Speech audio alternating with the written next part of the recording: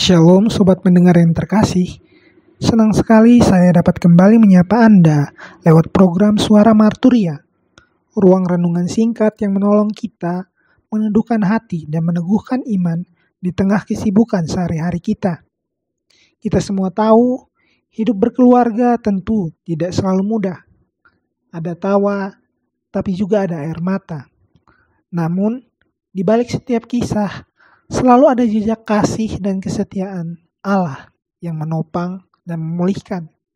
Hari ini, dalam suasana bulan keluarga, kita akan bersama-sama merenungkan tema kasih dan setia Allah melalui persekutuan.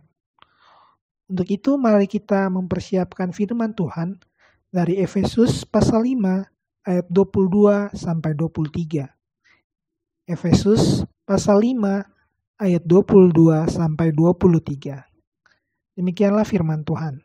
Hai istri, tunduklah kepada suamimu seperti kepada Tuhan, karena suami adalah kepala istri, sama seperti Kristus adalah kepala jemaat. Dialah yang menyelamatkan tubuh. Demikianlah firman Tuhan, berbahagialah kita yang tidak hanya mendengar, namun mau melakukannya dalam kehidupan hari lepas hari. Saat ini mari kita tundukkan kepala dan bersatu dalam doa untuk memohon tuntunan daripada Roh Kudus untuk merenungkan firman yang baru saja kita baca. Mari kita berdoa. Ya Bapa di surga, kami bersyukur untuk firman-Mu yang hidup. Kami mohon hadirat-Mu menyertai kami di dalam renungan singkat ini. Ajarlah kami melihat kasih dan kesetiaan-Mu yang nyata melalui persekutuan dalam keluarga dan jemaat. Dalam nama Tuhan Yesus Kristus, kami berdoa. Amin. Shalom sobat pendengar. Dalam suratnya kepada jemaat di Efesus, Rasul Paulus menyingkapkan sebuah rahasia besar, bahwa kasih antara suami dan istri mencerminkan kasih Kristus kepada jemaat.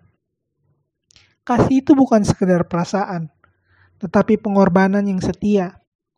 Kristus tidak menuntut lebih dulu, tetapi Dia memberi dirinya lebih dulu.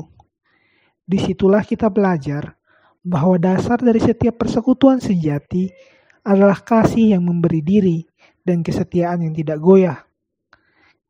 Ketika Rasul Paulus menulis, "Hai istri, tunduklah kepada suamimu seperti kepada Tuhan," ia bukan sedang berbicara soal kekuasaan.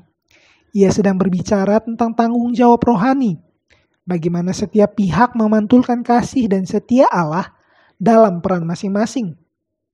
Suami dipanggil untuk mengasihi seperti Kristus, rela berkorban, sabar, menuntun, dan setia melindungi.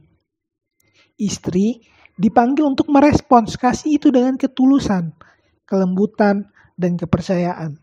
Dan dalam hubungan yang saling mengasihi seperti itu, persekutuan menjadi cermin kasih Allah sendiri. Sobat pendengar, kasih sejati bukan hanya hadir ketika segalanya berjalan baik. Kasih sejati diuji justru ketika keadaan sulit. Di saat itulah kesetiaan menjadi bukti nyata bahwa Allah bekerja di tengah relasi kita. Ketika keluarga mampu bertahan dalam badai, tetapi tetap berdoa bersama, saling menguatkan dan memaafkan, disitulah kasih dan setia Allah terlihat nyata.